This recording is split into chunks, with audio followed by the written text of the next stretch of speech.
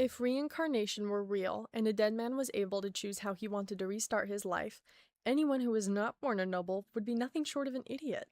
In this day and age, this was the assumed common belief, that those who are not wealthy are not as intelligently inclined as noblemen. The rules of the 19th century are very simple. The aristocracy rank above all. The queen comes in first place, of course, followed by her family.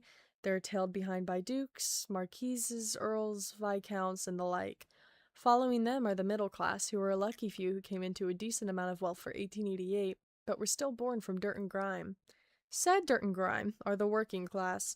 There was the great understanding that everyone had their respective roles to play in this social hierarchy.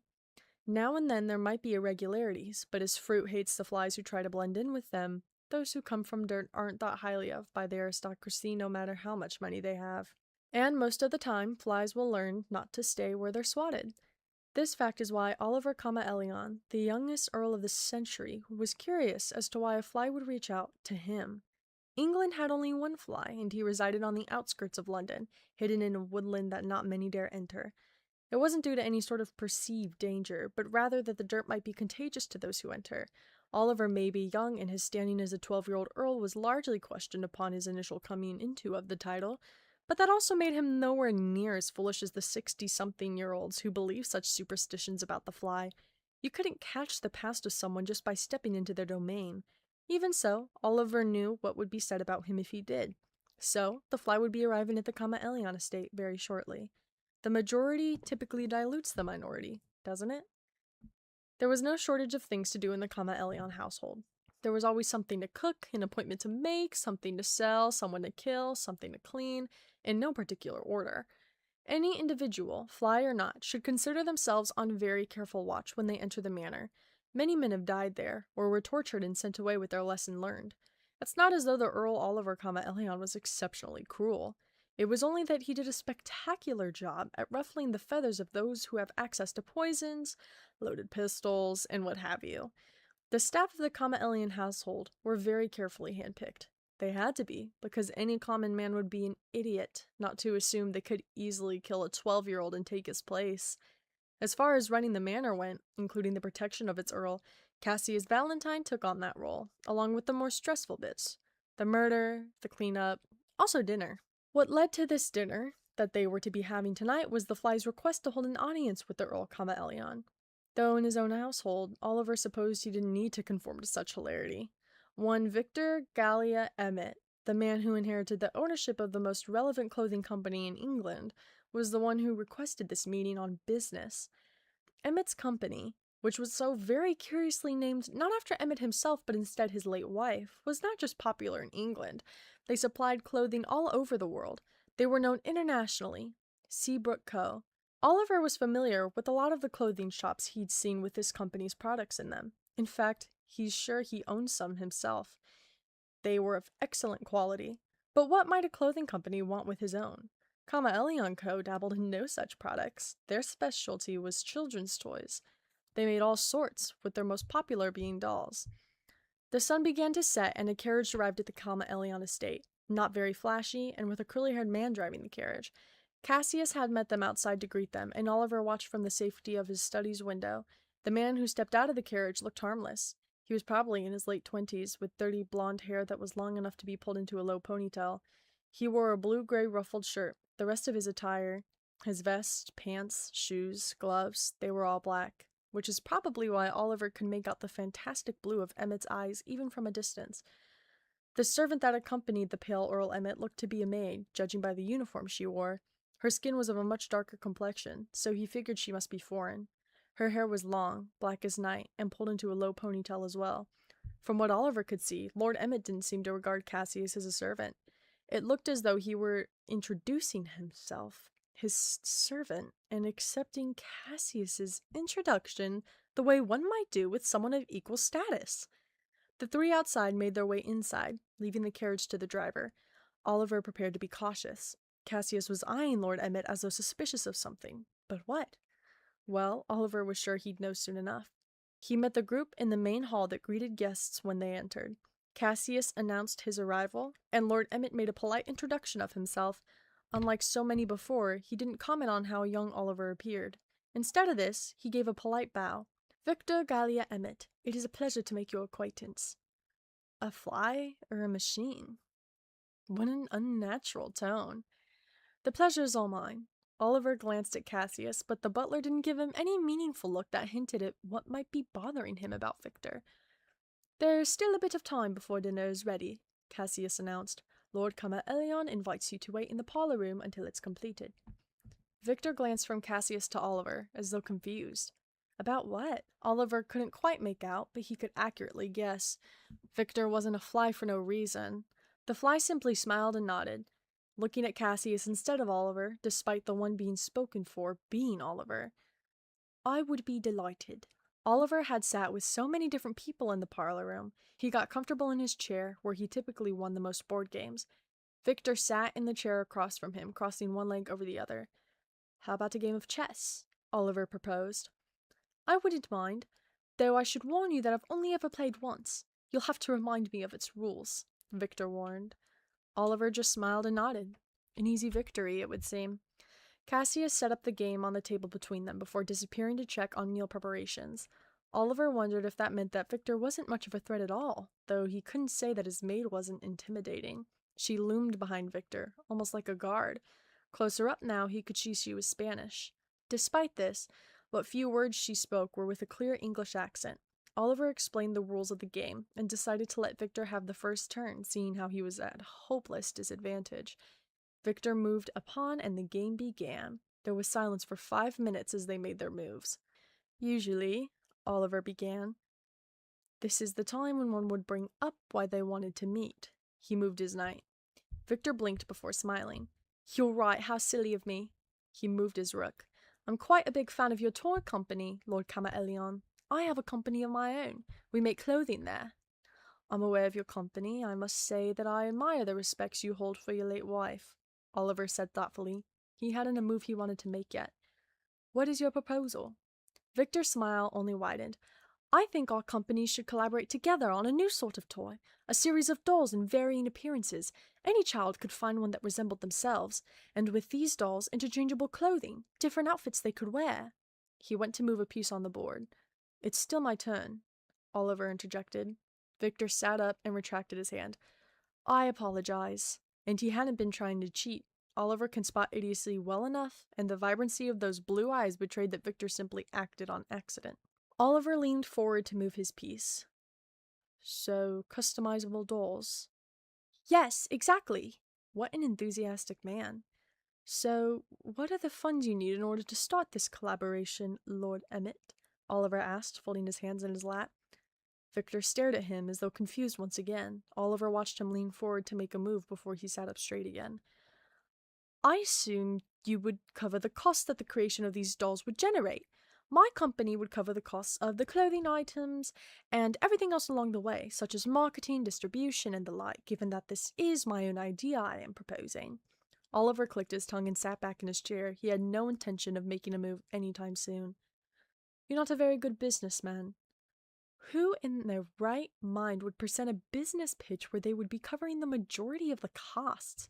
Oliver was used to people asking for sponsorship, for money. It was almost as though Victor simply liked the idea and wanted to bring it to life, as though he wasn't in it for the money. Oliver had wondered how anyone managed to discover that Victor was a fly. Now he knew. I will admit I wasn't raised as one, Victor chuckled. But I think my company is doing fairly well. I have no need to demand more than what is reasonable.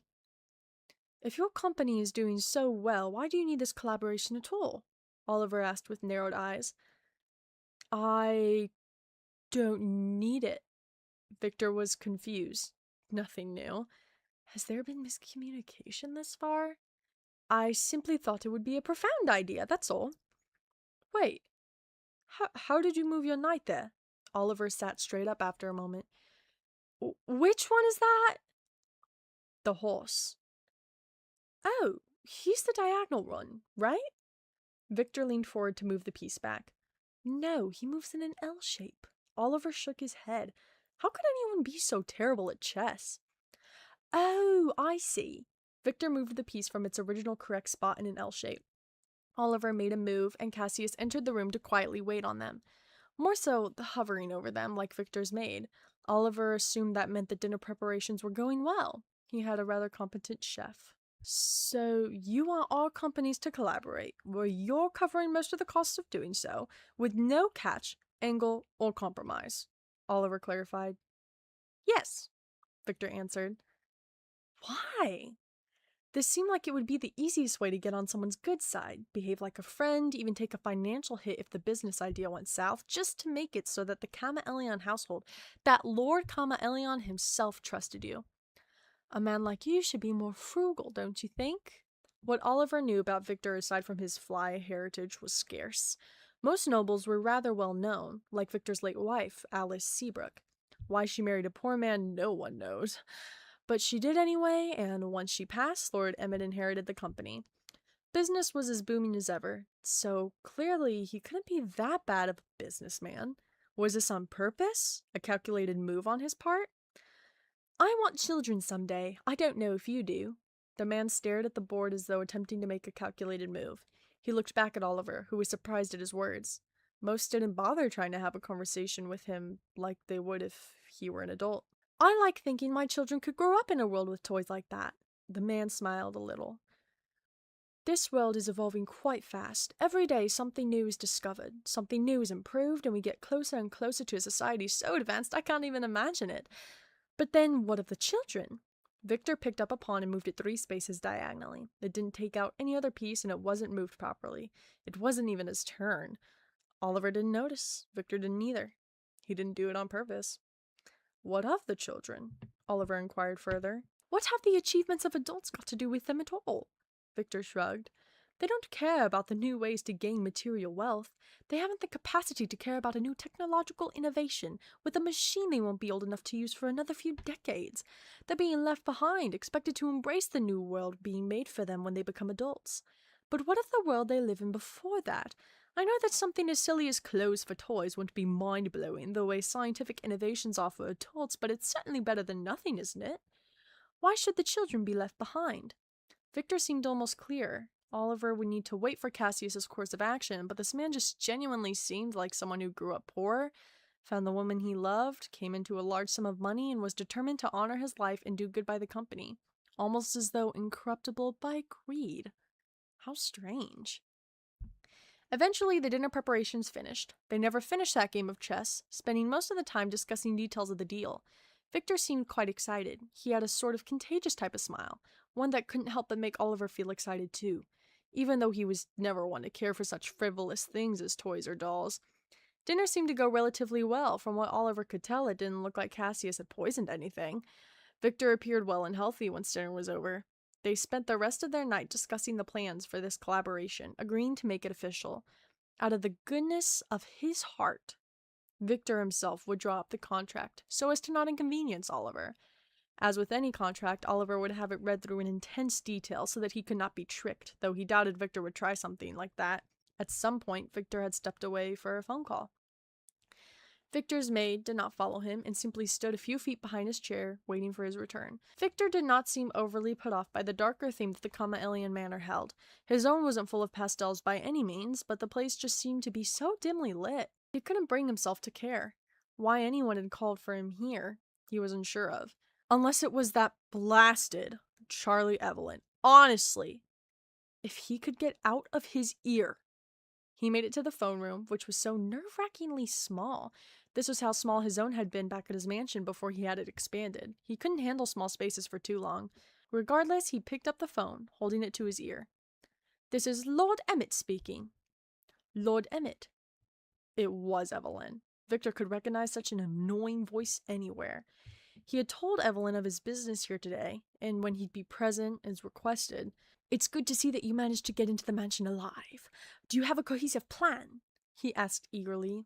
Victor's face scrunched. Plan for what? Evelyn had asked him to infiltrate the mansion. Victor figured that he did not need to infiltrate. He could simply genuinely enter and be welcomed. If there was something Evelyn wanted so badly that he was too scared to ask for, Victor could ask to purchase it from the Earl Chamaelion. Really? What plan was he on about? This man was everything but put together. To kill the Earl, of course. Victor's eyes widened and his jaw dropped. What? Kill the... The elegance of the British accent began to melt away as it was held to a flame. Are you out of your mind? He hissed.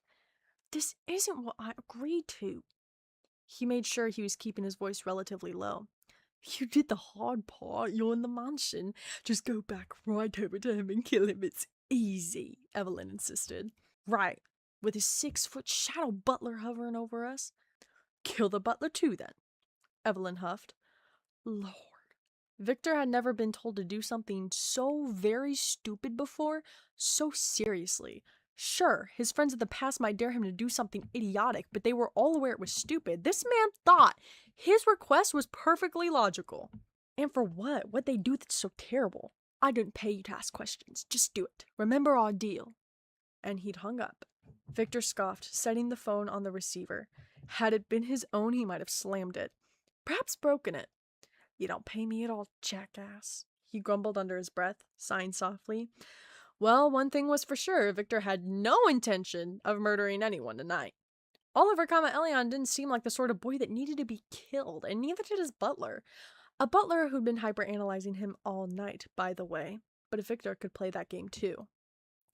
Oliver was short, fitting for a 12-year-old boy. His hair was black, like the darkest depths of the ocean. He had violet eyes, and his skin wasn't as pale as Victor's. His outfit was simple, amongst the same color palette of Victor's, but black was replaced with dark gray. It wasn't anything flashy. A stranger could tell he had a bit of money to his name, but not much more than that. And his butler, Cassius, was just as Victor said on the phone. More akin to a shadow than a person. Tall, with black hair, kept tidily, as a butler should always have it. He wore a butler uniform. He had the same complexion as his master. His eyes were pitch black, but don't mistake that for absence. If anything at all, they were overbearing. Victor knew that he had been backed into a corner, however.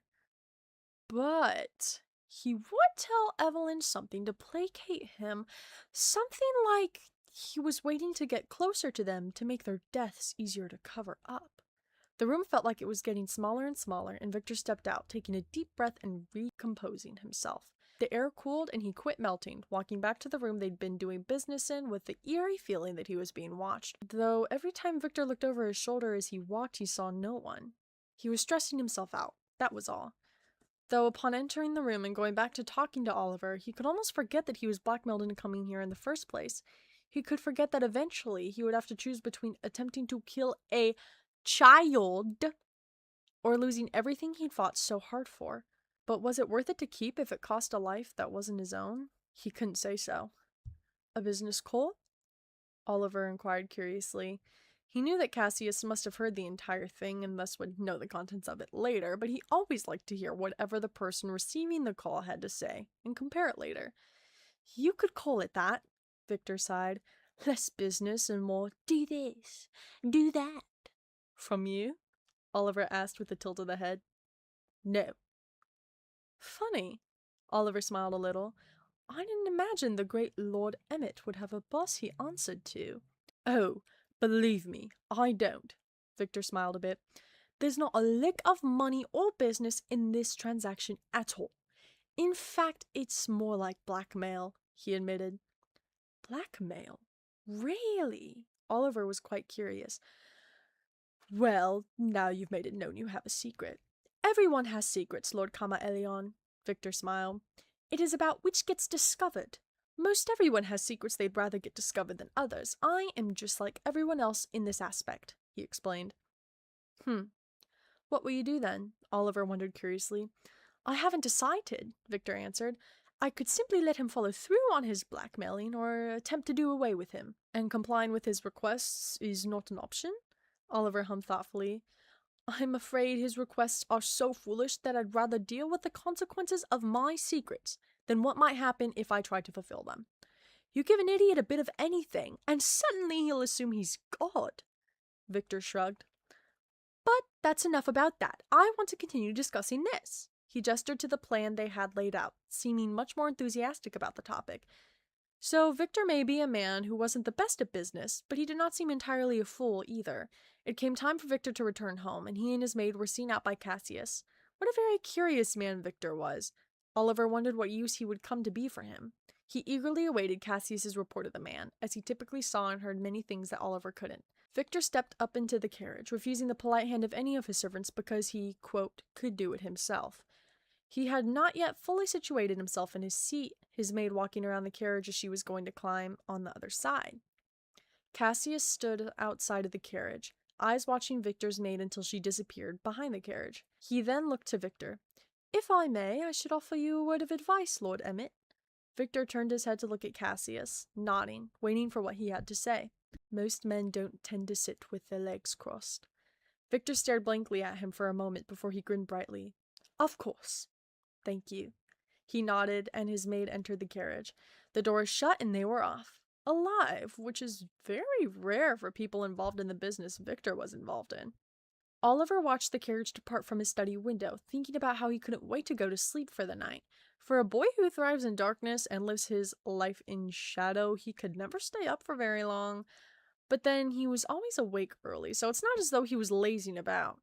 Cassius walked back into the mansion, eventually meeting Oliver in his study after making sure that the cleanup was going well, taken care of by the household's only maid, Martha Lydon. What a strange night. Everything was going well. Oliver turned to look at Cassius. "What was that phone call about?" "It appears Lord Emmett has been blackmailed into killing you," Cassius explained. Oliver hummed and looked back out the window. I doubt he could make even a valiant effort. He did say that he believed following through with such an act was foolish. Perhaps Cassius had not harmed him because he was not a true threat. Oliver looked back to him. What was he being blackmailed for? He did not mention. Cassius spoke honestly. Well, I should hope to see Lord Emmett again. Oliver did not seem to care a lick that someone was trying to force Victor to kill him. He wasn't the first, and he wouldn't be the last. He was a rather wonderful chess partner.